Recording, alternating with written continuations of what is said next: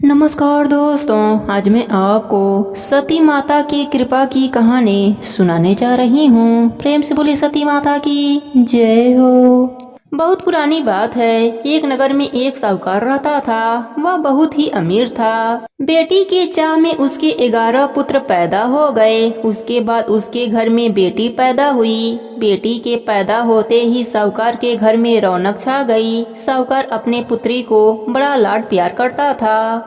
वह अपने पुत्री का नाम सती रखा।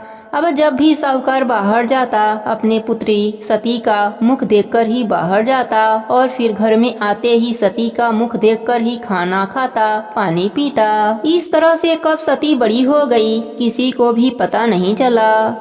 उसके सारे पुत्रों का विवाह हो गया। सती की भौजाइयां भी सती को खूब लाड प्यार करती थीं। साहूकार का परिवार बड़ा धार्मिक था। सारे लोग कार्तिक मास में स्नान करते, व्रत करते, पीपल सींचते, तुलसी सींचते और कथा कहानी सुनते थे।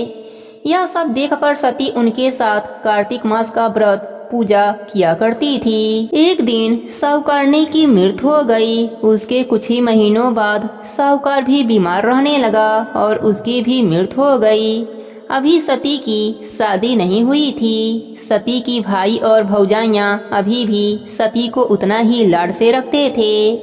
एक बार कार्तिक महीना आया। सबने कार्तिक मास में व्रत स्नान किया। भाभीियों के साथ सती भी कार्तिक मास में व्रत और स्नान किया। कार्तिक पूर्णिमा के अगले दिन, प्रतिपदा के दिन, सभी ने सती माता का व्रत किया और सती से भी व्रत करने को कहा, पर सती ने मना कर दिया और बोली, अभी 1 महीने तक व्रत किया, अब मुझसे व्रत नहीं होता, अब मैं व्रत नहीं कर सकती। सती ने व्रत नहीं किया और भोजन ग्रहण कर लिया। सती माता सती बिटिया से नाराज हो गईं।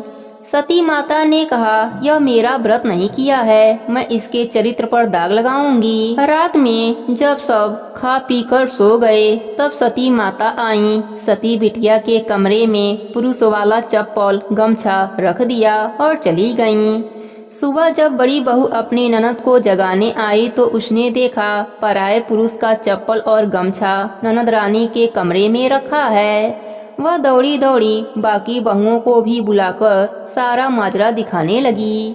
यह बात सती बिटिया के भाइयों तक पहुंच गई। सारे भाई एक साथ बोले, मेरी बहन का चरित्र पवित्र है, तुम सब चुप हो जाओ। आज रात हम सब पता लगाएंगे कि यह सब कौन कर रहा है। फिर शाम को सब खाना पीना खाकर सो गए। भाइयों ने नहीं सोया। वह चुपके से छिप कर देख रहे थे कि कौन कमरे में आता है। तभी माता सती एक औरत के भेष में आईं और चप्पल और गमछा रखने लगीं। सभी भाई उनके पास आ गए और पूछने लगे, आप कौन हैं और मेरी बहन के चरित्र पर दाग क्यों लगा रही हैं? तब माता सती अपने असली रूप में आ गईं और सती से नाराज होने वाली बात बताईं। आवाज सुनकर सती की भी आंखें खुल गई। सती और सभी भाइयां माता के पांव पकड़कर माता से क्षमा मांगने लगे। सती माता सती बिटिया को क्षमा कर दिया, साथ ही सुख सौभाग्य का आशीर्वाद भी दिया। उसी राज्य में राजा पोखरा बनवा रहा था। पोखरे में पानी नहीं भर रहा था। राजा ने अनेक पंडितों को दिखलवाया। वह पंडितों ने बताया कि अगर कोई बेटी सती सावित्री हो, अगर वह कुएं से पानी लाकर पोखरे में डाले तो पोखरा पानी से भर जाएगा। राजा ने पूरे नगर में ढिढोरा पिटवा दिया कि कोई सती सावित्री हो वह मेरे पास आए, पर नगर में कोई भी सती सावित्री नहीं मिली। यह बात भाइयों को पता चली तो अपने बहन सती को लेकर राजा के पास आए।